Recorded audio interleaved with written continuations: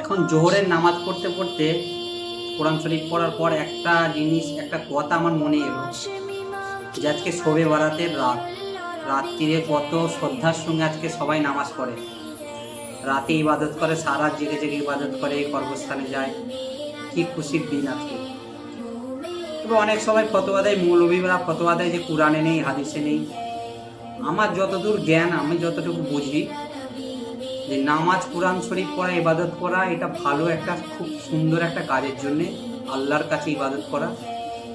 এতে ভালো খারাপ আমি বুঝি না, আমার যতদূর নলেজ আমি বুঝি না। আমি এটুকু জানি যে ভালো করব, আল্লাহর জন্য করব, এটাই বুঝি। তবে আমার মনে হয় অনেক সবাই আমার সাথে সহমত দেবে। এটা একটা খুব ভালো সুন্দর কাজ। রাত্রে নামাজ পড়বো, কোরআন শরীফ পড়বো, ইবাদত করব, আল্লাহর কাছে দোয়া করব, মাপ চাইবো। এটা একটা সুন্দর।